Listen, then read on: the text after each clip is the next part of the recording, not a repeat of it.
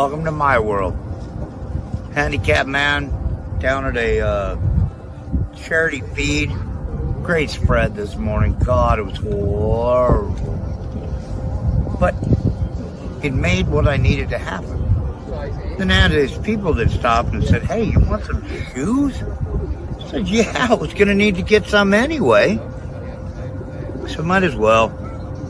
And if it really comes to fruition, help them buy more shoes so that we can help more people. Well, I'm not but you know what I mean. Hell, might as well. There's nothing wrong with helping someone.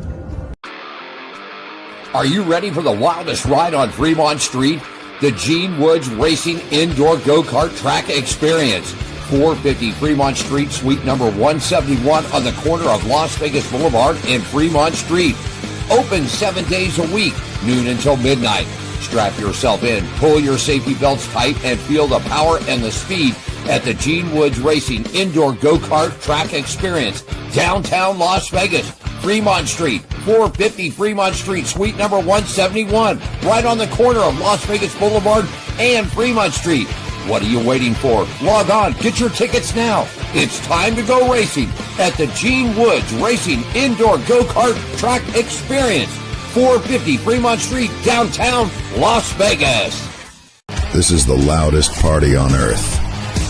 This is family and tradition. This is NASCAR in Las Vegas. The Pennzoil 400 returns March 14th and 15th. Get your tickets now.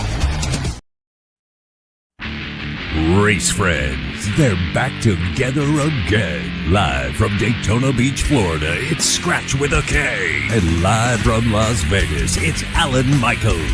Right here, right now, on the flagship station, the WCOBM TV network. It's on Pit Road Racing. Everybody, happy Turkey Day. Gobble, gobble, gobble on this Thanksgiving Thursday of On Pit Road Racing, season number 15, show number 38 of the 2025 season. Alan Michaels here in a cool Las Vegas, a sunny but cool Las Vegas on Thanksgiving Day. My partner down at the Nutcheck Studios at the home of Daytona Beach and the Daytona International Speedway, Scratch with a K. Happy Gobble Day to you, my friend. Happy Thanksgiving to you as well, where it's a beautiful 80 right here in Daytona right now. Oh, man, I'm liking it. Not too long away, about 4 months and 7 days, and we're on the way. And man, under 100 days to go, and I had to pull it out for you, Scratch. I see it. I love it. Man, you gave this thing to me about 15 years ago, and it's still hanging on there, buddy. But you know what I like about the best?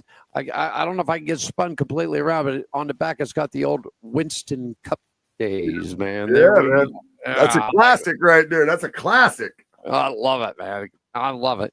Hope everybody's having a great Thursday afternoon, enjoying your turkeys, hams, steaks, whatever you're cooking out there, dying with a nice Ford layer cheese lasagna today for dinner. We'll have that a little bit later on.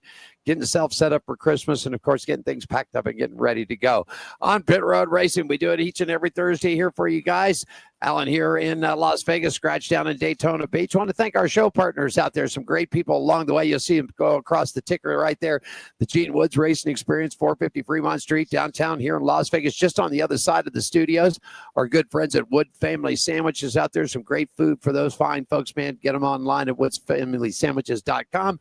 The Hot Chew Hall of Fame, man, where we got January 31st of 2026. It'll be the 6th annual event here in Las Vegas. Expecting over 1,200 people. The greatest motorcycle riders and people involved with motorsports business will all gather here. Meet some motorcycle auctions that week, so we're going to be doing some stuff down there. And, of course, the big show here on the 31st. Las Vegas Motor Speedway, you saw the spot as we got kicked under. Tickets are on sale right now for the Pennzoil 400 coming up in March. And then in October, they lost their first round of 8. So now they're back into the round of 12, about deep in the middle of the field right there. But tickets for the South Point 400 is up and ready to go. And a big shout out to Michael Gahn, Ryan Growney, and those guys. They extended the deal. So the South Point Hotel and Casino, where the racers stay here in Las Vegas, will be the title sponsor for many years to come with that. All right. Atlanta Motorsports Park, Jeremy and those guys down there. What a great place. Get down there and enjoy go-karts, drift carts, racing that they got there. You can buy a home on the track if you like. Stop and see them. Our good friends at Red One Scooters, Hammer and Harry's, and of course, the official hotel of On Pit Road Racing And the Hot Shoe Hall of Fame is the Downtown Grand Hotel and Casino. So that's what we got going right there, buddy. Here you go. Yeah, you know what I just realized? I realized that I'm wearing a shirt for the Gene Woods Racing Experience that you gave me, and you're wearing a shirt that I gave you. So Yeah, that's pretty cool. today on this Thanksgiving, we are wearing shirts that we gave each other. Yeah, there you go. Be thankful for that. We're thankful for this shirt. Thank you. I can't believe this thing is held on for as long as it's held on, man. You know, I mean, that's been a lot of years. But I told you I got another one I think you'll like too, an older Daytona 500 shirt that I'm gonna give you when you get here. Coming up today in about 10 minutes, our first special guest from Nice Motorsports. Hey, Scratch, we're going to talk a little public relations, and this guy's handling 4 trucks, 4 drivers. Leighton Sybil will join us at 3:15 this afternoon from Charlotte, North Carolina. Then at the bottom of the hour, our good friend Jordan DaCosta will join us. He's an up-and-coming star in the NHRA field. He's got some brand new news that he's breaking first with us here today about something about a new car, I don't know. He's going to tell us all about it coming up about 3:30 today, okay? Yeah, man, that sounds fun to me, man. Breaking news is always good. Well, you stand by for around the track. Not too much to go around anymore, but all the schedules are set. I meant to tell you that we did get the East Coast Speedway. They're going to start up in April, but we've got everybody else locked in. Only 2 races left for the F1, and Scratch will go over it for you in just a minute as we go around the track. But first, it's time for Race and Weather, and it's brought to you by our good friends at Woods Family Sandwiches out there. 931 American Pacific, Suite 106 on the Las Vegas Anderson line. More information, pickups, catering, all the good details at the World Wide Web, WFSandwiches.com. And, well, Scratch, going from a very cool and wet weekend here in Las Vegas, the F1 drivers have great weather in Qatar this weekend. Sunny skies all weekend long in Qatar with daytime highs in the low 80s with a nighttime low sitting right at 70 degrees. Scratch, that's pretty much about looking at race and weather for the weekend because only one thing's going. Brought to you by our good friends at Woods Family Sandwiches, 931 American Pacific, Suite 106 right there on the Henderson line. Well, that was easy. Take us around the track, my friend. Around the track, it's brought to you by our partners at the Downtown Grand Hotel and Casino in the heart of downtown Las Vegas. 855-384-7263. That's how you get a hold of them on the phone. Or on the line at www.downtowngrand.com to book your getaway. Right now, the Downtown Grand Hotel Casino is the official hotel of the Hot Shoe Hall of Fame. All right, you guys get your helmets on and get yourself buckled up tight. I'm going to take you guys around the track. As Alan mentioned, there's not a whole lot going on, but the Monster Energy Supercross Series 2026 season opener, it's going to kick off January 10th. In Anaheim, California, the Progressive Flat Track Series. The series opener for 2026 will be right here during Bike Week, March 5th at Daytona International Speedway. The East Coast Speedway Motorcycle Racing, their series is finished for 2025, but as Alan mentioned, they will pick back up in April.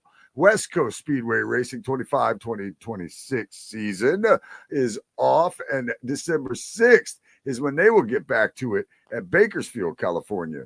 2 races left in F1, and for this season, the weekend GP of Qatar, the 28th through the 30th. IndyCar, it's going to kick off its 2026 season with the GP March 1st on the streets of St. Petersburg, Florida, along with, of course, the Craftsman trucks will be over there for that event. NHRA 2026 season begins March 5th on the Gator Nationals. In Gainesville, Florida, right here. A lot of people kicking off their racing here in Florida for their next season. The High Limits opening date, March 12th, 13th, 14th for 2026. They're kicking it off in Las Vegas. And NOS Energy Series 2026 season starts February 4th right here in my neck of the woods, Volusia Speedway Park, along with the American Beer Modified Series January 21st at Volusia Speedway Park, kicking off their season. The NASCAR Cookout Clash at Bowman Gray Stadium will be Sunday, February 1st. NASCAR Twin Duel Races Thursday, February 12th, 2026, Daytona International Speedway. Craftsman Truck Series, they're kicking it off Friday, the 13th, right here at the World Center of Speed, Daytona International Speedway. Xfinity Series, Saturday, February 14th. Valentine's Day for you lovers. Get a race in. Daytona International Speedway, of course, because it is Speed Weeks all week, which you know that means the big daddy of them all, the Daytona 500, will be Sunday, February 15th. Alan, that is a look around the track. There you go. Brought to you by our good friends at the Downtown Grand. Hey, 206 North 3rd Street here in the heart of downtown Las Vegas. Give them a shout at 855-384-7263 or book your stay and vacation at thedowntowngrand.com and is the official partner of the Hot Shoe Hall of Fame and on Pit Road Racing. That's there. You got it looking good out there. Well, Scratch, we'll talk a little bit about coming up. We'll talk a little bit about the F1. I know you enjoyed the racing on TV. I was a little upset about the point. We'll get into it. 85 minutes and 12 seconds. Darn, the pre-race show lasted twice as long as the race did. Fast And, race, but, you know, little dog and pony show with all the celebrities. And of course, we got news that our beloved commissioner of NASCAR has opened up his mouth and started to run things. Apparently, Texas came out that were sent a couple of years ago about Richard Childress. So we'll talk a little bit about that, how they feel. Court dates are coming up. I don't know if you saw Bob Pracus and Jordan over at Kicking the Tire and at Fox Sports. We got posted some numbers up on the Twitters, and Jayski got a hold of this too, that we're starting to see what kind of monies have been bouncing back and forth here so far. TV deal monies, charter money, and of course, what they got a court date coming up December 5th. And Judge Bell says, if we go this far, people are going to have to start opening up books, man. So we'll have to see what's all going on. You know what I mean? Oh yeah. It's starting to. I bet you. I'm going to just throw this in real quick. I'm sure NASCAR wishes they would have just went a different route here somehow or another. Real quick, like they're the ones are going to be hurt over it, I think. Yeah, they're. I mean, you know, I'm sure down in Daytona and Charlotte right now, some of you know, the knife ain't steady on the turkey right now. You know what I mean? Yeah. Taking the high banks off this weekend, but let's talk a little bit about it while we got some time. Here you go, buddy. Sure. Every Friday at 5:00, we got the high banks 5 to 6. Alan there joins me for the Racing Around the Country segment we do at the back half of the show.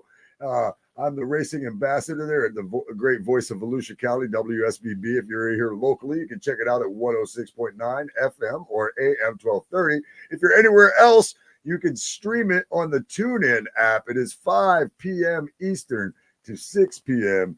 Right here on Fridays. We are taking this Friday off. Plus, I do daily racing reports there on WSBB also. But we're off.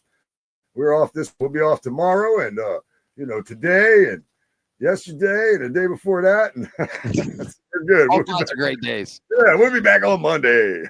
All kinds of great days out there. Gene Woods Racing Experience has opened up. We're closed tomorrow for Thanksgiving, so we'll be celebrating with our family, friends, and everybody else here today. And but we'll be back open, ready to rock and roll for you Friday afternoon at 12 p.m. Real quickly, too, wanted to give a quick shout out before we go to the break. Party time is here, and if you're interested in having an event, we just had some great events here. Got another couple booked up on the books, but if your group or organization is here in Las Vegas or coming to Las Vegas, looking for something fun to do, want to have a little corporate experience, give us a shout at 702-270-8100. And we'd love to bring you guys in. We can hold up to about 100 people here comfortably, and we can offer catering and all kinds of great stuff. So if you'd like to come on down and join us for a great time at the Gene Woods Racing Experience, we can definitely do that. Standing by for our first guest, due in about 3 minutes or so, Mr. Leighton Sybil, Public Relations Director for Nice Motorsports, will join us. And at the bottom of the hour, Jordan Acosta from the NHRA. Scratch, I'll tell you what, man, let's go ahead and do it. Take us to the... Sure. On this beautiful Thanksgiving afternoon, that is Alan Michaels out in Las Vegas at the WCOBM studios. I am Scratch with a K at the Nuckshack studios here in Daytona Beach, Florida. We will be right back with more on Pit Road Racing.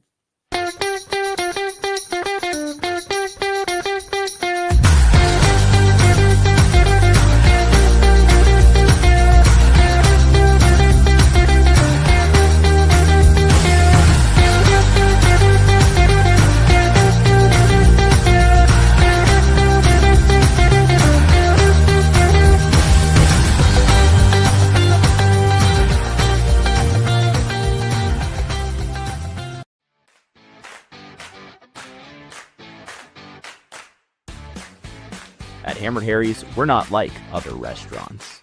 What the hell do you want? We're service with an attitude. There's your food. Don't ask me for anything else. Dishing out great food, strong drinks, weekly events,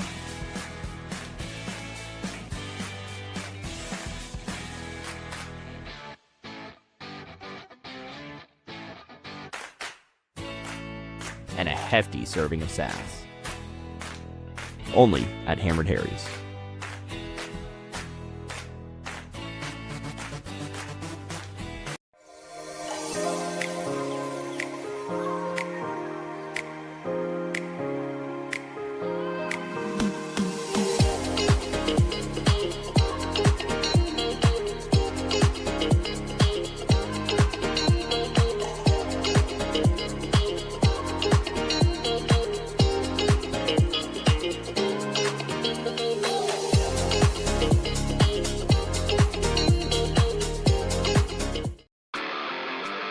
Are you ready for the wildest ride on Fremont Street? The Gene Woods Racing Indoor Go-Kart Track Experience. 450 Fremont Street, suite number 171 on the corner of Las Vegas Boulevard and Fremont Street. Open 7 days a week, noon until midnight. Strap yourself in, pull your safety belts tight, and feel the power and the speed at the Gene Woods Racing Indoor Go-Kart Track Experience. Downtown Las Vegas. Fremont Street, 450 Fremont Street, suite number 171, right on the corner of Las Vegas Boulevard and Fremont Street. What are you waiting for? Log on, get your tickets now. It's time to go racing at the Gene Woods Racing Indoor Go-Kart Track Experience, 450 Fremont Street, downtown Las Vegas. This is the loudest party on earth. This is family and tradition. This is NASCAR in Las Vegas. The Pennzoil 400 returns March 14th and 15th. Get your tickets now. Get your tickets now. Right now, LBMS.com. Diane's making a quick call to get late hooked in there for us. Ella Michaels, Las Vegas, Turkey Day. Happy Thanksgiving to everybody in the United States, around the world, wherever you might be today. Hope you're with family and friends. Enjoy it. Football, good food. Just everybody kicking back. Scratch with a K down at Daytona Beach at the Nutcheck Studios, man. So you're going to go out and get yourself a nice big fat steak for today, my friend. There you go. Yeah, steak today. Steak today. I feel like steak. That's a good thing about spending Thanksgiving by yourself. You can get up early in the morning, watch the Thanksgiving Day parade. You can watch football. You can eat steak. You don't have to worry. And then you know what? I don't have to worry about who's hungry and all that other stuff. I think it's going to be fine. I might get some cranberry juice too. I don't like cranberry sauce, but I might get a little cranberry juice. I probably need some. There you go. Next year, the 100th, the 100th anniversary of the Macy's Thanksgiving Day Parade next year. 99th this year. Today. You know what? That's something I've always wanted to go to. Diane has that on a bucket list too, and I told her, I said, I've been to New Year's Eve in New York City, but I've never been to the Thanksgiving Day Parade. But from every people I've talked to, man, you got to get up real early. I mean, if you want to get down and get a seat, you got to get up early for this thing. So I get up too early just to watch it on TV. Here, it's probably why I look a little weathered right now. Yeah, there you go. All righty. Well, I just got a quick message here, so we'll see where we're at. How's oh, okay. Well, we expect him anytime. She said, how was the comedy and the auction and everything? Is it all going? Do you still work? The comedy auction was great, man. It was great. Another good time. It was a really, really good time this week. I sold everything but about 3 items this week. So this is another one of those good weeks where auction wise with the stuff that we were able to get it out there. It was really busy, which is what they told me the week before Thanksgiving or the week of Thanksgiving, that it was going to be, one of the busier ones. And it was, man. It was a good time. I just love that gig, man. I love to, some people love Fridays. I love Tuesdays. You happen to see that they tested? Did you happen to see that they tested? The big block motors, 750 horses up at Bristol this past weekend? I did. I caught a little. I caught some briefly, but yes, I caught that they did that. Yeah. Horsepower, buddy. Horsepower. You don't let them run on the short tracks. Let them run on the big tracks too. That's how I look at it. We're just waiting on Leighton. He'll be checking in with us. You saw they're gonna maybe loosen up I think we probably even discussed it. Loosen up the rules a little bit. Yeah, there you go. I think they should. I think and like when I read that statement, I was like, oh, so you guys are gonna allow them to cheat a little? That's what you're gonna do. Oh, do that. I don't know about all that cheating and everything else. I don't know about that either, but it seems about right. Enough cheating going on. You know what I heard before? There's Leighton there. We'll get with him in just a second. You know what I always heard? You know, I heard that Chad Knaus used to do this. I believe it. Cheat all the time. That's no, true. no, they used to call him Cheating Chad, but here nor there. I heard that he used to get the rule book, came out about a week after Thanksgiving, and Chad would take the book and go get a cabin up in North Carolina. So he would look at the book, not to find out what was right or wrong, but what he could or couldn't do. So, you know, maybe you can use this side of a bowl for this or that or whatever. I heard, I never confirmed it. So Just think about how many times he got caught and got in trouble. That probably how many times he got away with it. I know one incident is where he was on the radio and he told Jimmy to back the back of the car into the wall. Remember that? Yeah. I think it was at Darlington or someplace. Yeah, he told Jimmy to back it in the wall. Hey, you ever wanted to know what a public relations director does, Scratch? You ever wanted to know? I would love to. Well, I can tell you right here. I got a guy here that not only handles 1, not 2, not 3, but 4, and sometimes even 5 trucks at the racetrack. He is the public relations director for Nice Motorsports, I believe, in Statesville, North Carolina. He's been a very good contributor to this program over the years. Please welcome Mr. Leighton Sippel. Good afternoon, sir, and happy Thanksgiving to you, sir. Thank you so much, and happy Thanksgiving to both of you as well. Thank you.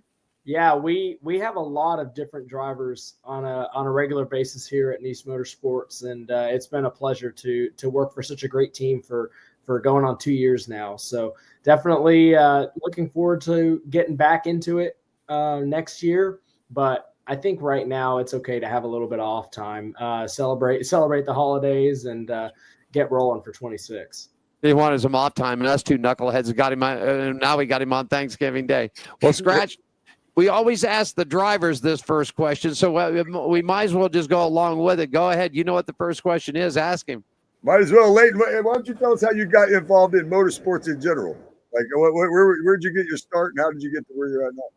Yeah, well, I'm from Southern California originally, so not far from where you guys are. I actually consider Vegas a second home for me. So as you may know, there are a lot of good racing series out west, but not a whole lot of opportunities as far as getting involved with NASCAR on the East Coast. So I met a few drivers on what was the K&N West Series and now the ARCA West Series. I started, just helping them out with their social media at first. That was my idea of what I thought PR was, just starting off with social media. And don't get me wrong, that's a big part of it. But that was kind of my in, was working with some drivers on the West Coast.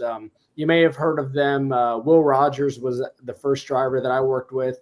He drove for Jefferson Pitts Racing on the West Coast, and I started working with him and he had a teammate by the name of Max Tolman who came onto the team by the end of the year, and Max had really good aspirations of coming out to North Carolina. And he called me up one day. I was going to school, and he called me up one day and said, "Hey man, I've got an opportunity here for you.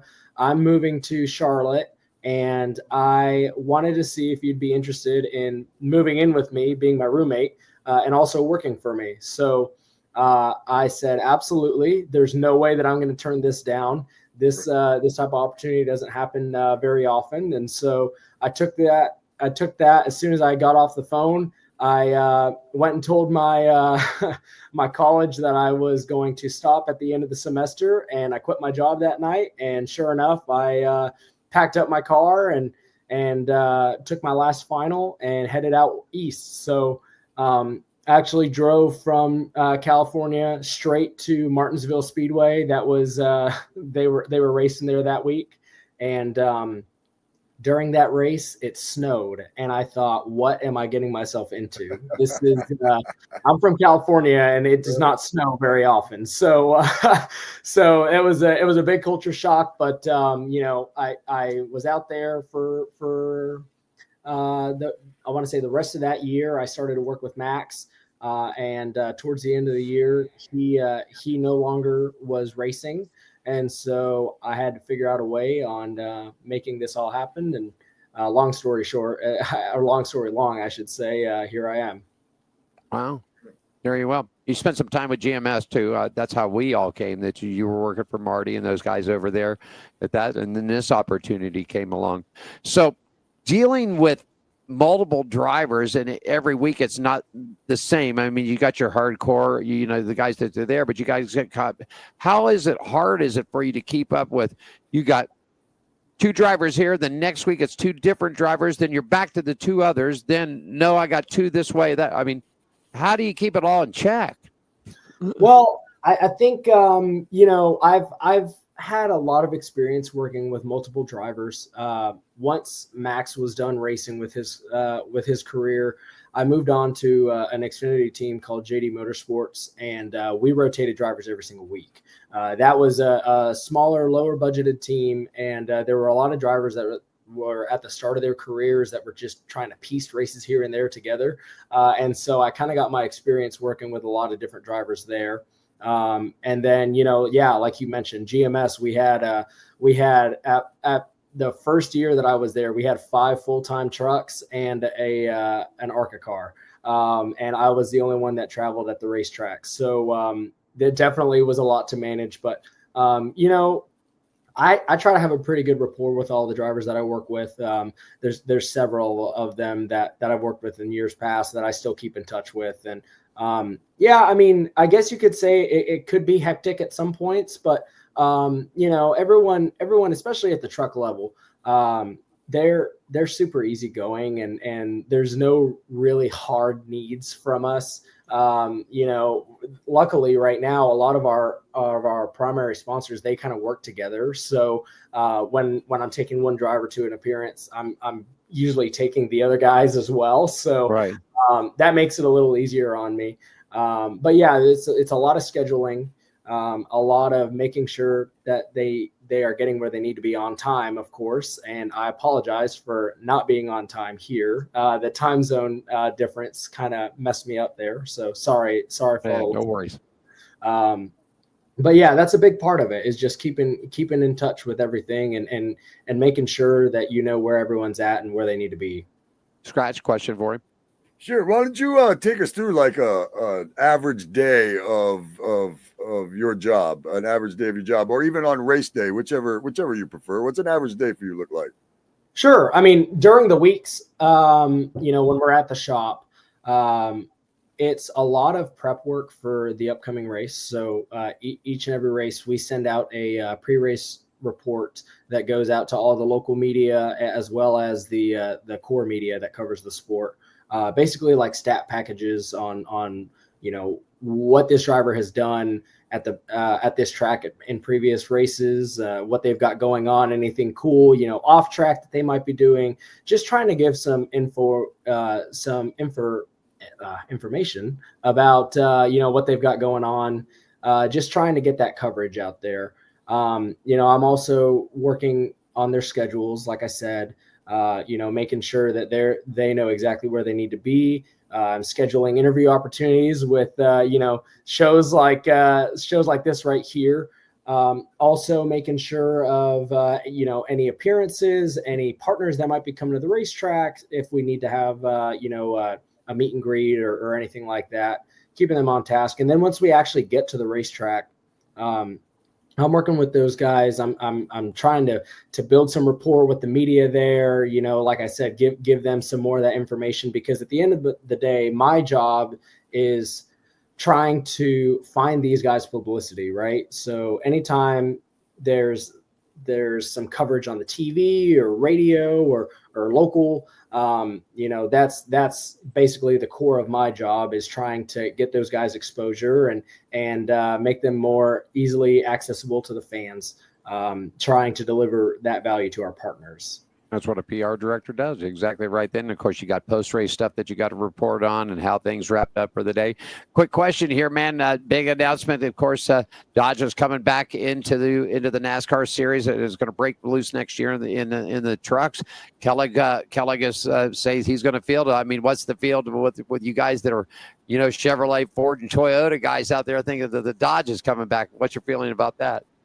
Well, I think it's great. You know, I'm a Chevy guy. The majority of the teams that I've been with, they've all proudly ran Chevys. And, I do think that it's great to have those new manufacturers come in just to get a different perspective.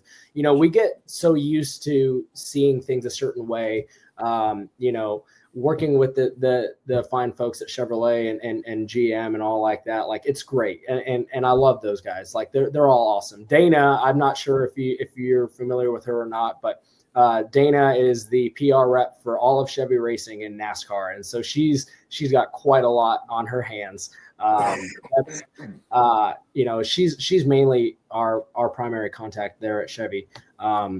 But I'm interested to see, there's a lot of cool rumors going around and seeing, they're making a big splash, right? And I think competition just helps everyone. So I'm looking forward to it. But yeah, there were actually a lot of rumors about our team switching to Dodge, and I can confirm that we are not doing that. We are sticking with Chevrolet 26 and beyond. So yeah, looking forward to seeing those guys hit the track. Want to thank you so much for your time today. Scratch, you got anything that you want to fill in before we got about a minute or so left? And we've got Jordan DaCosta, our next guest, standing by. But anything you want to fill in, Scratch?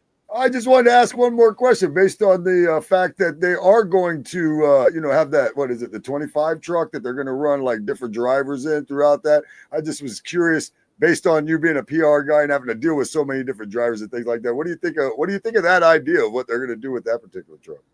Well, I think it's awesome. And, I'm sure you'll start to see we've got a really good driver lineup going for us for next year. A lot of guys that you might not expect. So getting those bigger names in there and, working with some of the other talents that are from other series, I think that's awesome. Like what I've worked with Ross Chastain for years now. And him and I both started to work together years ago when he was at JD Motorsports.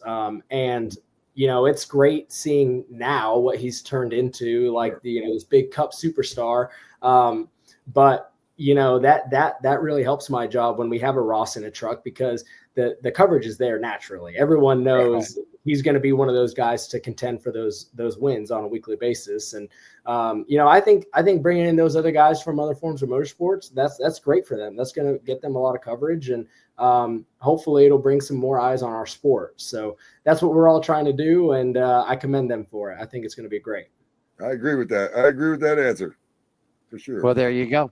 Well, my friend, we're under 100 days away from the series for the 2026 season. In case you didn't catch it, we're getting ready to open up that second studio down at Daytona Beach, and I'll be joining Scratch down there. So we'll get a couple of events here in Las Vegas, and then we'll be making the move. But want to thank you for taking time out on Gobble Gobble Day to join us here. Mr. Leighton Civil, he's the Public Relations Director for Niece Motorsports, operating those 4 big trucks, them Chevy Silverado trucks for that team out there. My friend, have yourself a great day. Thanks so much for taking time out of your day to join us on Thanksgiving. Best wishes, lots of love and support for you and your family and friends out there in North Carolina, my friend.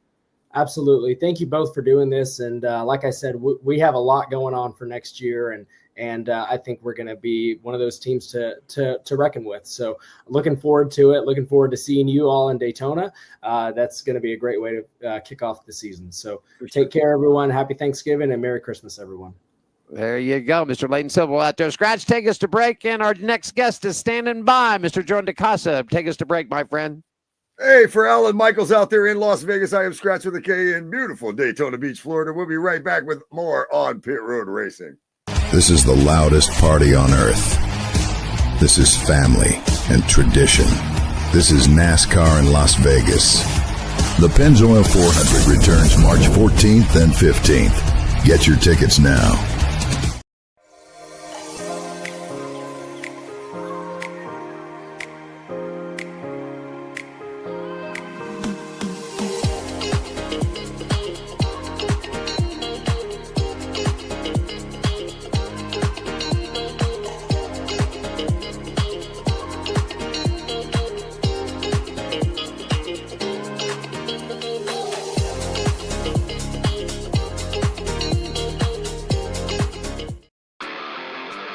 Are you ready for the wildest ride on Fremont Street?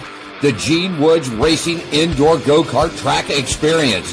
450 Fremont Street, suite number 171 on the corner of Las Vegas Boulevard and Fremont Street. Open 7 days a week, noon until midnight. Strap yourself in, pull your safety belts tight, and feel the power and the speed at the Gene Woods Racing Indoor Go-Kart Track Experience, downtown Las Vegas, Fremont Street, 450 Fremont Street, suite number 171, right on the corner of Las Vegas Boulevard and Fremont Street. What are you waiting for? Log on, get your tickets now. It's time to go racing at the Gene Woods Racing Indoor Go-Kart Track Experience, 450 Fremont Street, downtown Las Vegas. Here we are, back at you on Pit Road Racing Live here in Las Vegas. Alan here in WCOPM Control Studios, and Scratch with the K down there in Daytona Beach, Florida at the Nutcheck Studios out there, man. Leighton Civil, good guy, man. You get to meet Leighton when we get to Daytona out there. You know what I mean? So we'll get that going. I'm excited about it. You hear what I got going, don't you? Huh? You hear what I got going? I thought that was in my head for a minute. Yeah, you better take a listen. Listen. I love horsepower. I love lots of horsepower. There it is. It loves the sound effects. I love my drag racing sound effect, man. I'm sorry, I just love it. We had him on earlier this year, and I got a message on my LinkedIn page last week, Scratch with the K, and our friend Mr. Jordan DeCosta says, I got some big news that I want to share with you, and I want to share it with you guys first. So I believe, are you in Florida, sir? Are you down Yes, sir. You are in Florida, Bradenton. Yep. There you go. I've been to Bradenton, Florida, home of Tropicana orange juice. Yep. There you go. And the Freedom Jordan Factory. DeCosta, tell us what the big news is, man. I've been biting at the chomp all week long. So tell us the big news, buddy. Tell us. Yeah, we just released it on our socials about a week ago. We transitioned my Nitrous S10 that I was previously running in index classes here in Florida at Bradenton Motorsports Park. And took some time and realized, it's time to make a change and move up. Everything else is moving up in my career. And we debuted last week a new turbocharged S10 that we will be competing in the Little Gangsters class within the Drag Illustrated Winter Series, which is starting next week. So we finished the car and started actually building it all within 20 days. So converted everything on that S10 from nitrous to a turbocharged setup. We've got a 85 millimeter turbo on there.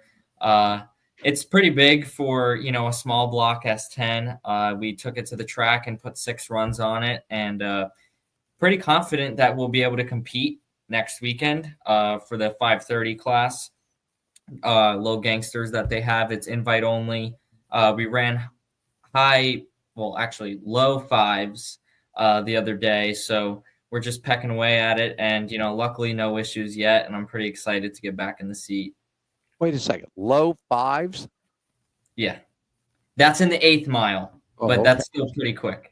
That's still smoking. Smoking. Okay, poor Alan a stroke. I'm telling you, I about had a stroke when he said that. I thought, my God, he's in a rocket ship. There you go. Scratch. It feels like it. I've driven a lot of different race cars, and I said to everybody else, because I've been 460s in the 8th mile in the dragster with my NHRA team, and that's really fast, of course, but doing it in a car now, and especially a truck, is a little different than a car as well.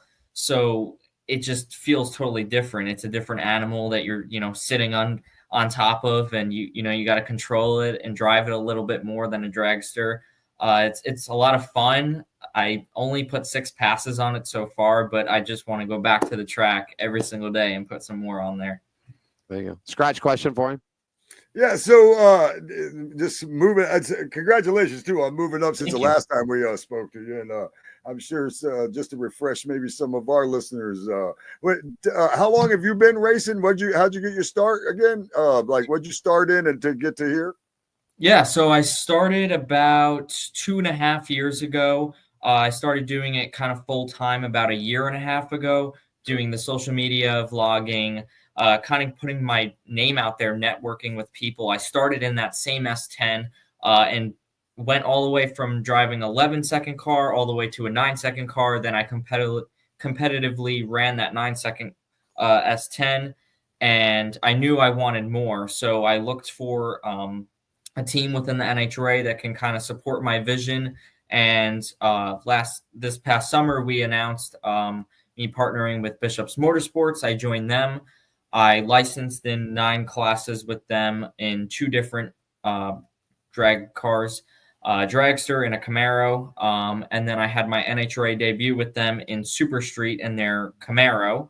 And we did that at the Lucas Oil Nationals and then that double divisional that they had earlier that week in Minnesota. And we won 3 rounds in there. So it was pretty cool to put that under my belt, first time out, NHRA debut, win a couple rounds. It was a lot of fun. It's a total different experience, than what I'm used to racing some heads up stuff here in Florida. So it was a different stage. I'm excited to, work with them next year and debut next year again in 2026 in Super Comp.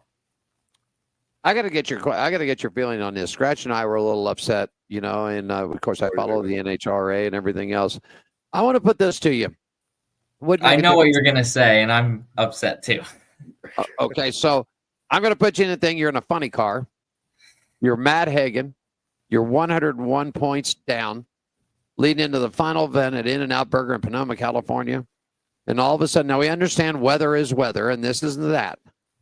Would you, if you were Matt Hagan, I'm just saying, if you were Matt, and we've had Matt on the show before, if you were Matt Hagan, would you went to the NHRA officials and asked them for a continuous on? I mean, could we race another day? I understand track weather, wind. I understand all that. Yeah. But to kill the I would ask, and it's something that, there's a lot of small events that have the same problems, and I've seen them continue the event, and they'll still stream it online so that all the fans, get their money's worth and get their their views. They get to watch, their favorite driver go down the track. So I think it's something definitely they could have worked out, done it at the end of the week, waited 3 days, 4 days, that it was. If I was him, I would ask. Yeah. It never hurts to ask. No, and any one of the drivers. Really the only one that I think that was a long shot was, Langdon to beat Collette in a Top Fuel. But Hagan's class was so close. The Pro Stock class, and when you got down to Pro Stock motorcycles, Gage Herrera was only 21 back. Yep. And it's just Scratch ran it. He went complete, and he does not follow the NHRA until he's actually got more involved with us in this show. And he just had a Right, like I've grown into be more of an NHR fan, probably over the last year and a half or so, to be honest with you. And so that was, as a newer fan. Again, I'm a fan. I'm just not, I would say, oh yeah, I've seen, this and that or whatever. But this year I've gotten to be a little more of a real fan. And man, what a blow to me as a new fan. Like, wait a minute, what they do to their Super Bowl? What they do to their last race of the season? What they do when it really counted? They just didn't. They just didn't. Oh man, I was furious. It just didn't seem right at all to me. And I was trying to be like, look, I know that I'm just kind of jumping into NHRA, so maybe I don't know what I'm talking about. Maybe this isn't that a big deal, but it's a big deal. Oh, it's a big deal. This was the first ever, I think, cancelment, of it in history. So it's definitely a big deal. And there's so much just this past year with NHRA, and obviously now that I'm, within the NHRA circle racing at some of their races, I was definitely more in tune this year. And there was just so much breaking news every single week. They just announced that Austin Prock is leaving John Force Racing. Right. John Force just retired. There's so many different driver switches, people filling in for people, different crashes. There was just a lot of stuff that happened this year between all of the Top Fuel and Nitro teams. It's been insane. So, 26, we'll see, I guess. And it wasn't a great year for a lot of the Pro Stock teams. Elite Motorsports really took it on the chin this year. They really did. Yeah. They did not perform. And then you said that with the Austin Prock thing. And then of course, Brittany retiring this year. She didn't even get her last run. I mean, that they had a big fanfare. The farewell run. The farewell run, whether win, lose, or draw, no matter what. We're going to get one final run out of Brittany for the fans. She's retiring, going to, get married, wants to have a family and everything. But there's nothing wrong with that. But I mean, a lot of people took it on the chin on this whole thing. And I really sort of hope that the people at the NHRA go back and look at this. And if they see this come down the road, but, everybody's here, I mean, it's Sonoma, California. I mean, that's drag racing city, Benny. And I mean, everybody's here. What's it going to keep everybody here a couple of extra days, and let's run the title and give the championships out. I mean, for somebody that drives like you do in this type of race, and I wanted to hear what your opinion was on this. Yeah. It's just that this time I get a lot of people that DM me for advice and all these different things. And, I try to explain, like, I'm doing the same. I'm trying the same that they're trying, because they're asking me, how do you get sponsors? How do you do this? How are you with the NHRA team? How are you, now driving this new S10 here in Florida for to compete for a championship, invite only. And, I'm trying to make it just as much as everybody else is. Sure. And something that I've really noticed within the past year, or even 2 years now, is that even the pros are struggling to find sponsorship and to find, their path into things. There's drivers that are part-time and, filling in for other drivers. And that's just the new thing, I guess, because these bigger box companies, don't want to spend their marketing dollars on NHRA drag racing. Unfortunately, what it, used to be back in the day. So everybody's fighting for a chance. I'm fighting for a chance to go full-time next year still. We have a couple races that I'm probably going to lock in for with the team, and we'll, kind of see how it goes. And I'm just going to ride the wave and kind of see how it goes. He brought up a good point here, Scratch, and it was early in the season. If I'm not mistaken, it was Jasmine Salinas in Top Fuel that, was in the top 5. In the top 5 was given it a legitimate run for the title, and all of a sudden the money's gone. She can't pick up what she missed 2 or 3 races, which then the points, because everybody else is running, so they're stacking up. And I mean that was because that girl started off the season. Dynamite. She was a final round. She was in the final round every single race that she competed in for 2025. Yeah. And then all of a sudden, they had to kind of lay back on the racing. So I was actually bummed to see that. That was like the start of people starting to wind down their operations, I guess you could say. Yeah. And there's a lot of other drivers, but I've talked to, like, when I was at the Lucas Oil Nationals in Brainerd, Minnesota, I talked to Buddy Hull. He's really close with my team, and, Clay Milliken as well. They're close with them as well. And I was kind of talking to them advice and stuff like that. And it's just, they say the same thing as me. Everybody's fighting for a chance out here. Everybody wants the same thing, to be in the seat, to, perform for the fans. And, that's what everybody wants. But at the end of the day, if all you could do is drive part-time, that's the new thing. And you have to be okay with it. And for somebody like me, of course, I'm okay with it. I just, if that opportunity comes, it comes. So that's what we're working on. Scratch. I got nothing. I don't have another question. I will say that it is nice to, Alan's pretty knowledgeable and stuff, but I'll second what he said. It's nice to hear somebody that's actually in it. Especially again for me, being a little more of a newer fan of the NHRA, or at least learning the ins and outs of it a little better. And it's just nice to hear your opinion on the end of the season there, because like I said, that's the way I felt. But again, I don't know what I'm talking about for the most part. It just seems like you're taking the Super Bowl away. It seems like one of the references that we used, which you might be able to relate to, was that like in the World Series, 6 games, you go to game 7, they just cancel game 7, or like, hey, you know what, this team scored more points in the 6 games, we're just going to give it to them. And that's kind of the way we compared it. So it had to be. it had to be a big bite on the sponsors too. Especially Panoma's a big track. That's the season finale, the Super Bowl for the NHRA. Kicking off at the Gators, but finishing in Panoma when the titles are on the line, and you've got somebody that's got 500,000, 200,000, $1 million, 5 million, 10 million. It doesn't make the difference what the number is. And all of a sudden, he's prepared. They're there. The car is ready to go. You're the driver is ready to go. And everybody says, no, we're shutting down. We ain't going to do no more racing. And the sponsor's out. I mean, I couldn't imagine the money that Lindsay Snyder and the people at In-N-Out Burger lost off of that weekend alone. It's got to be astronomical.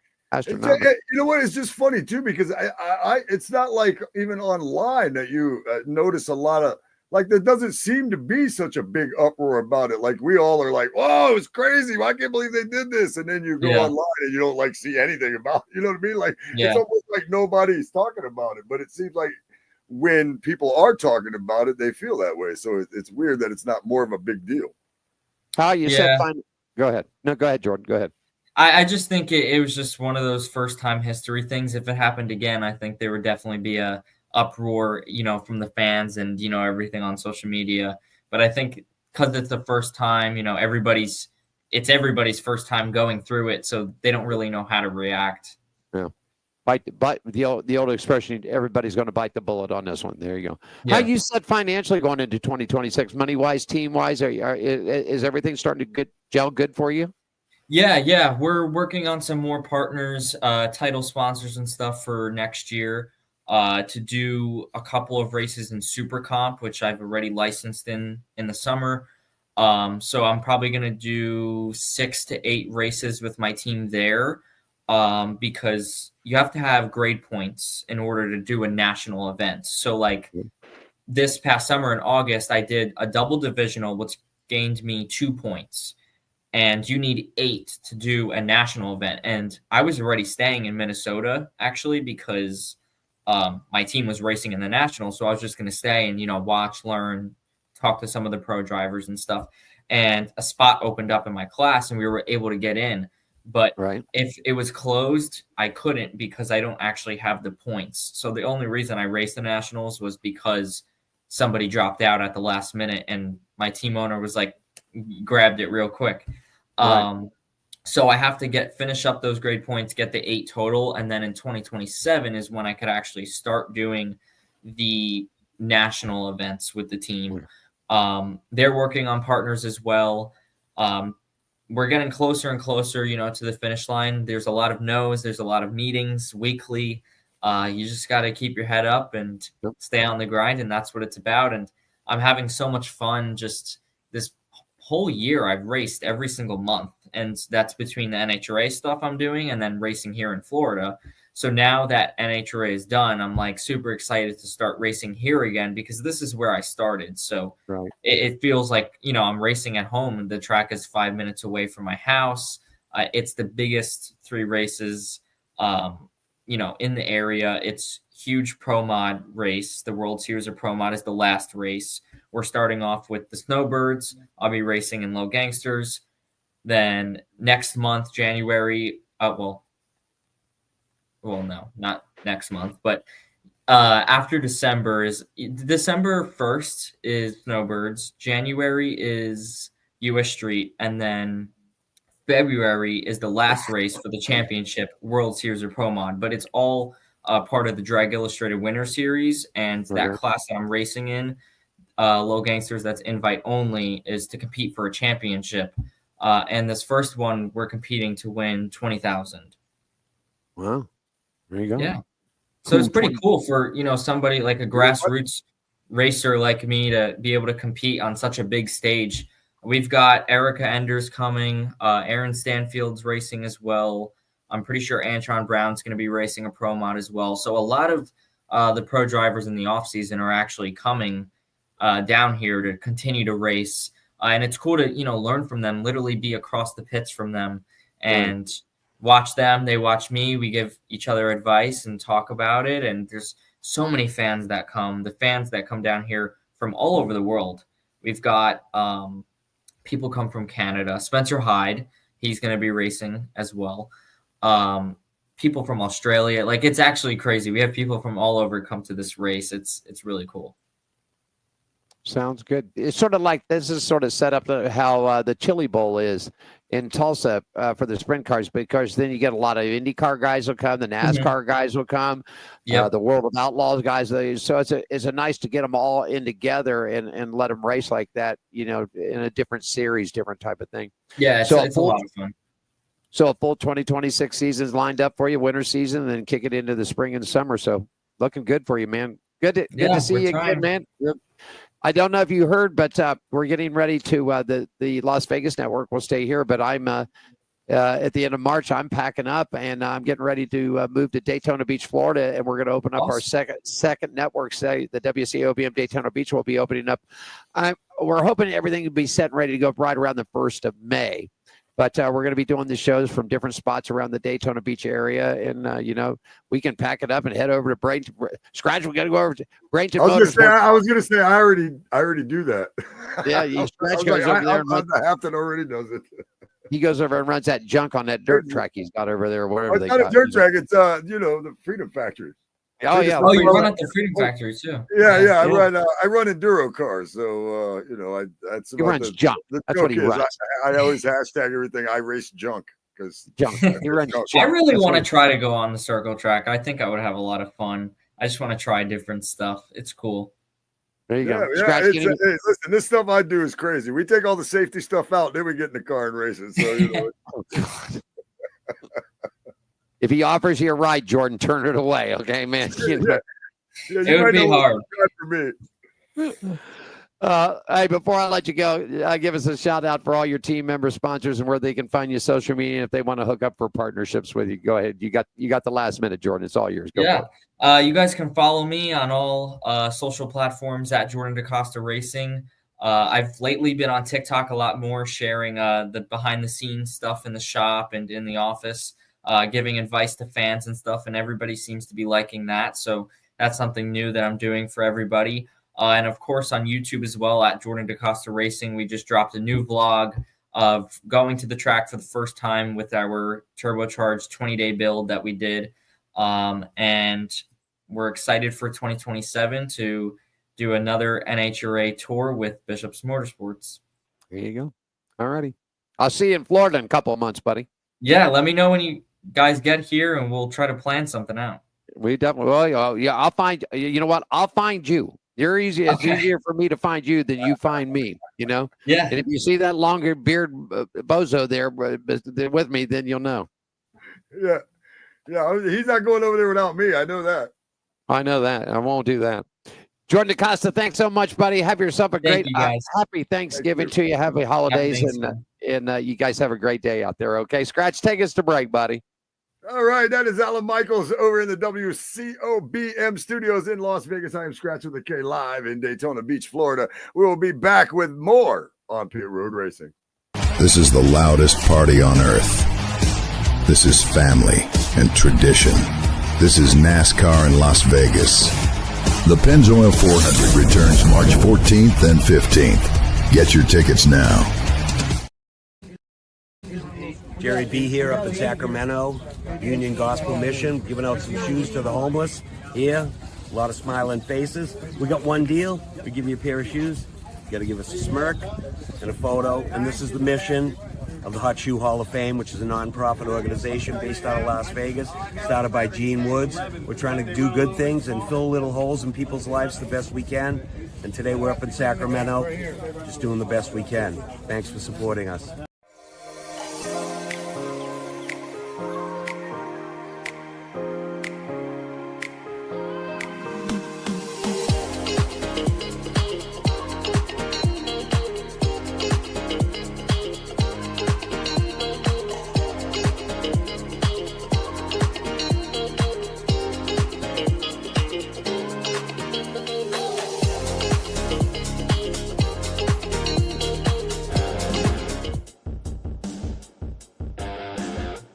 I want to thank Lake Civil, Public Relations Director for Nice Motorsports, Jordan DaCosta, Bradenton, Florida.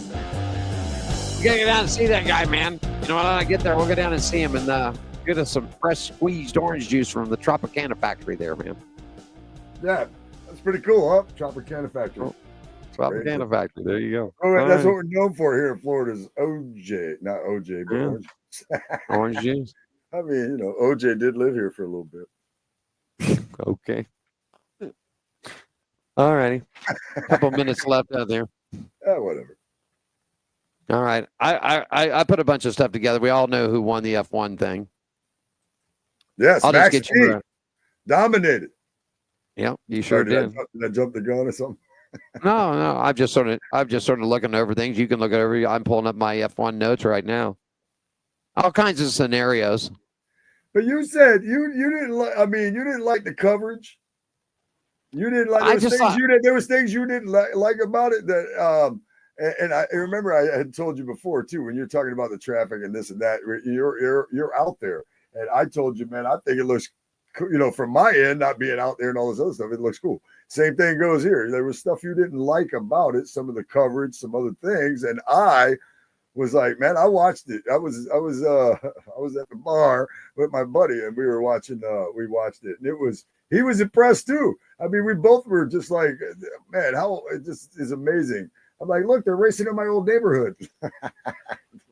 I just think for the people, the money spent on this thing, the race lasted 85 minutes and 12 seconds long. Time-wise, I mean, the pre-show thing was longer than that. I mean, it was a nice night. I mean, I don't know about these guys. I mean, if you'd put them in Indy cars, the Indy 500 takes longer than 85 minutes and 12 seconds. You know what I mean? The Coca-Cola. Listen, that part of it I totally get. I would hate, a 90-minute race. I mean, when especially for that kind of money and what in the series we're talking about and stuff like that, I totally get that. Yeah, it was short. It seemed short, but man, it looked good though. Yeah. I mean, as far as that goes, I mean, I thought they could have a little bit more coverage of cameras. I mean, they basically used about 6 or 7 cameras, and the drone shots were cool, but the bad problem about the drone shots, the drones were so high that. And I get it because air traffic control around here I mean, you had to be here. You trying to in Vegas? Wouldn't you be trying to get more of not just the track, but of Vegas? I mean, I don't know. I'm just taking a guess that if they were hired, security was tight. I mean, they had military helicopters in. They had, of course, Las Vegas Metro had their 3 or 4 copters flying. I was told that they brought one in from California, another from Arizona. There were drones flying everywhere. Security was just tight on the thing, which I get it, and there's nothing wrong with that. I just think that besides the first 2 laps, and then Max V just ran away with it. Okay, but the first 2 laps were really good. There, you thought you were watching NASCAR. Hey, the start of that race, I was like, oh, because I remember what we had talked about last year's race or how last year's race was, and as soon as that race started this weekend, I was like, oh, it's going to be another one of those this year. We're going to beat and bang a little bit. I get it, but I don't know. I thought it was more of a dog and pony show than really a race, and I mean the celebrities that came really weren't the big. I mean, there were some A-listers there, but I mean, there weren't the big super A-listers like the first 2 years. And I did an interview on Channel 3 here, the inaugural year with Brian Sullivan, and I said, here's the difference. You learn to look at NASCAR. You're eating hamburgers, hot dogs, and drinking cold beers. And with F1, you're eating high-dollar food, sipping champagne, and smoking $100 cigars. I mean, that's just the way that sport is. It is all kinds of scenarios. McLaren was disqualified. Both the cars. Oscar was out. Lando's out. Everybody's out. Technical cheating, whatever you want to call it. But they're out. Max B is a big gainer, man. Tied it up. Yeah. Him and Oscar are tied at 366. So crazy. It was like he was written off for dead a long time ago, Max V. Yeah. In the championship hunt. Big shout out to Lewis Hamilton. Started dead last, 20th in the field, ended up with a top 10 finish for him. Can't beat that. So it was Max B. He's got a little more gas in the tank for anybody that's questioning that. I think he does got a little bit more in the tank. I really do. So Max V, George Russell, and Kimi Antonelli are your top podiums. So it'll be a battle, Qatar this weekend, then Dubai. So we'll see what happens. Move on a little bit of chat notes there for you, my friends. NASCAR Scratch, you got the first one, 2311. Racers, owners, portions, all kinds of stuff. Tell us. Sure. NASCAR's asking a court to exclude 2311 racing owners from portions of the trial, which just reading that alone sounds ridiculous to me. But with less than a week to go until 2311 Racing and Front Row Motorsports versus NASCAR antitrust trial begins, the sanctioning body's motion to the court to have 2311 exclude 2 of its 3 owners from the room while others are on the stand. This is under the federal rules evidence 615, which states that at a party's request, the court must order witnesses excluded from the courtroom so they cannot hear the other witnesses' testimony. Well, see, that does make a little more sense. The court may do so on its own, but it does not include the individual representing the party at trial, any person shown to be essential to the claim or defense. For the sake of this trial, NASCAR is wanting 2 of Denny Hamlin, Michael Jordan, and Curtis Polk not to be allowed in the courtroom unless they're talking on the witness stand under this provision. The response, 2311, designated Jordan as the individual representing the party, but is also motioning the court to allow all 3 in. For one, 2311 through a written motion penned by lead attorney Jeffrey Kessler said that Polk was a counter defendant to NASCAR's countersuit. The counterclaim has since been tossed out by Judge Kenneth D. Bell, but since the sanctioning body has indicated a likelihood to appeal, the team says Polk should also be permitted. The trial is set to begin Monday, December 1st, unless the parties settle beforehand. And even if the trial finishes, and that kind of makes me chuckle too. And even if the trial finishes and the verdict is issued, the losing side is expected to appeal, which would likely push the case into next year or beyond.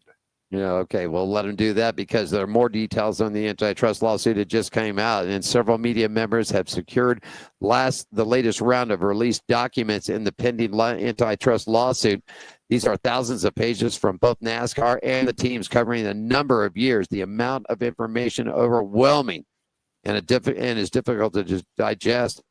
Bob Pockrass and Jerry Jordan have both posted the numbers on their Twitter accounts. It's something to see. You need to go back and look at this, folks. I mean, they popped the TV numbers out there, the team numbers, the charter sales, all kinds of.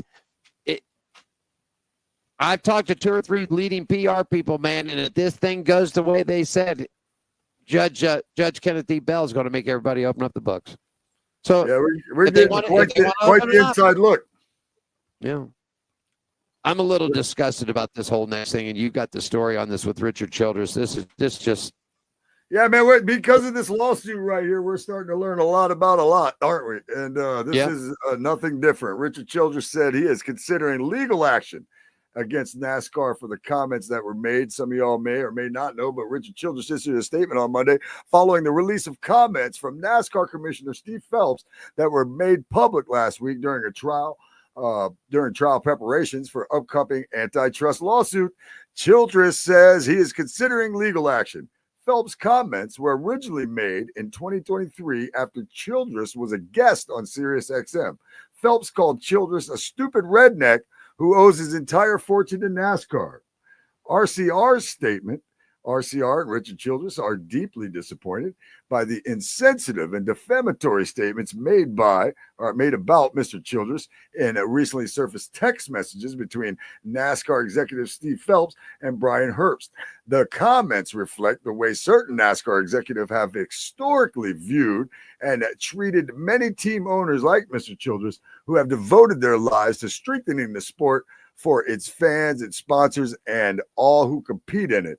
RCR and Richard Childress are equally disappointed for the NASCAR fans with whom Mr. Childress identifies, given his humble and hardworking background. Mr. Childress and the organization will issue no further statement regarding these or other defamatory text messages that have recently surfaced, as legal action is being contemplated and discussed with legal counsel. I'll tell you this right now, NASCAR has forgotten that it was all hillbillies and rednecks that started this sport. Yeah, he called him a dumbass too. Can't leave that out. He called him a dumbass. But I'm just saying NASCAR is forgotten that without the moonshiners, and as far as I know, I don't know too many city slicker moonshiners, but I'll tell you this: NASCAR is forgotten. They wouldn't even have that if it wasn't for guys like this. You're right. You're exactly right. These were Richard Childress might owe his whole fortune to NASCAR, but you know what? NASCAR owns every redneck that ever turned a wrench from day one when they were racing right out here, right out in front of where I'm at right now at the beach.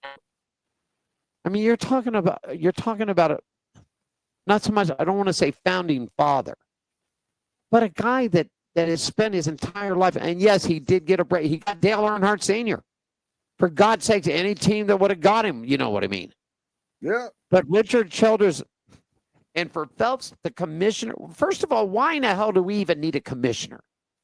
I mean, the public, if you go back and look at social media, folks, people are, the fans are screaming for his head. Resign now, walk away. People are already begging Dale Earnhardt Jr.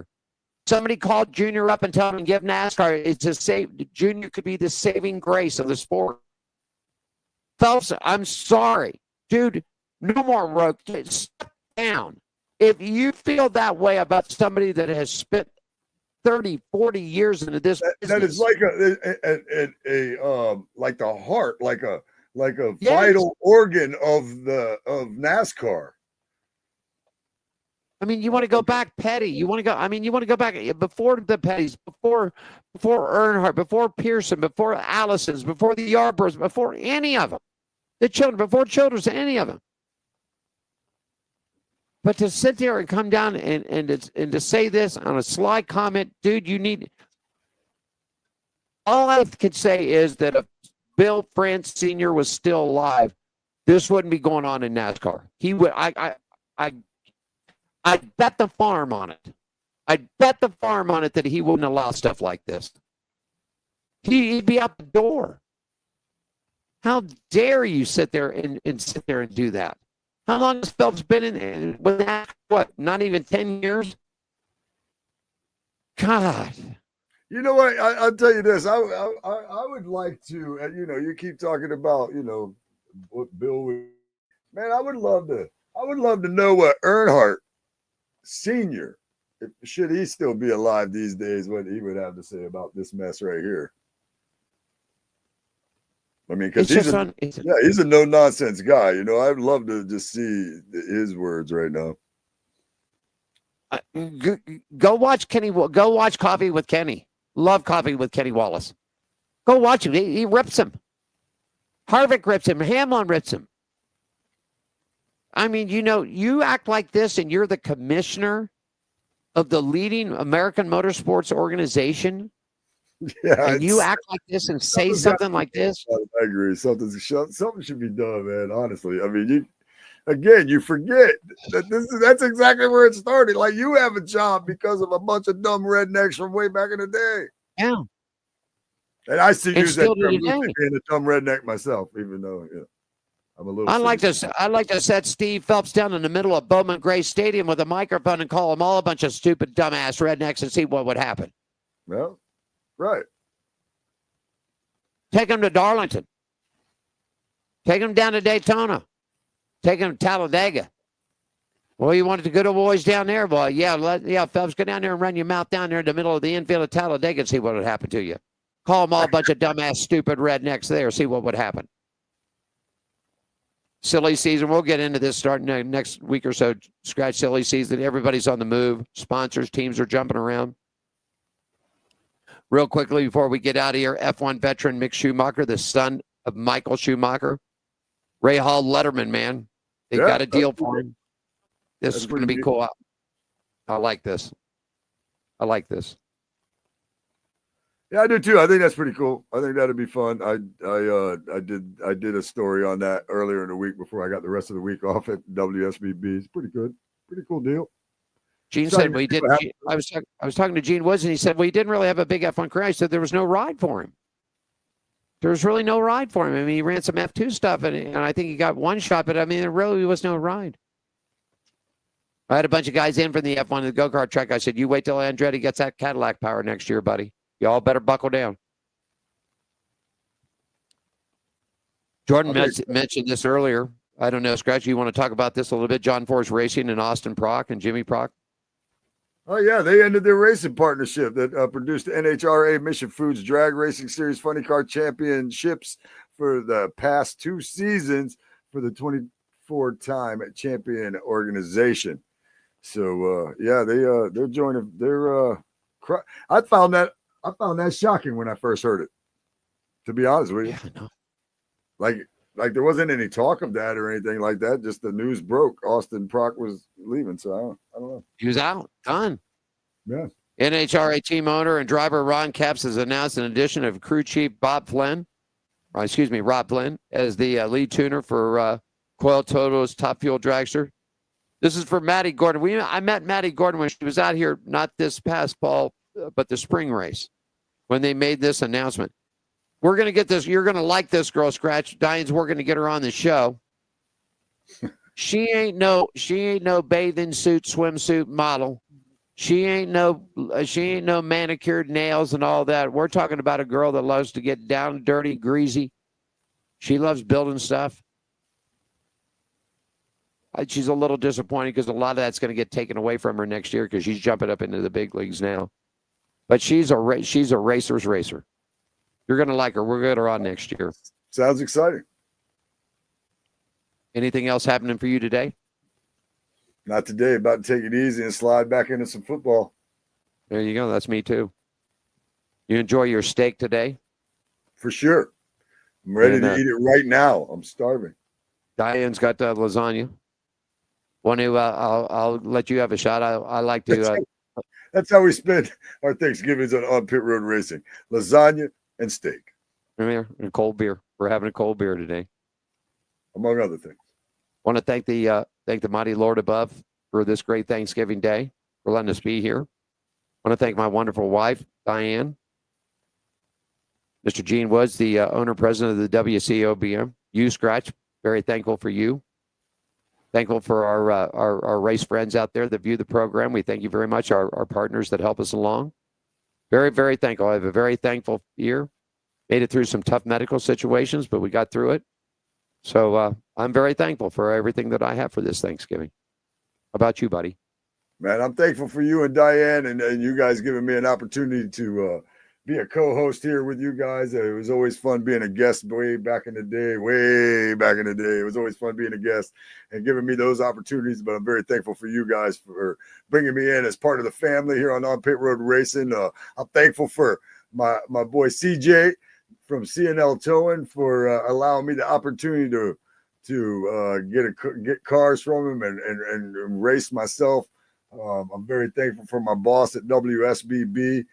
Amy Ryan, who, when there was some personal things going on in the past, kind of helped keep me together. And, that meant a lot to me. So I really appreciate her, man. And I'm just, and most importantly, out of everything, man, I'm just thankful to be here and live another day. There you go, my friends. On behalf of Scratch with the Gang, Alan Michaels here in Las Vegas. We wish you all a very, very rest of your great Thanksgiving day. We'll be back at you next week. We'll get the updates from Qatar and see what's going on in the racing world. I'm going to call for him. It's time for John. Are you ready? Call him up.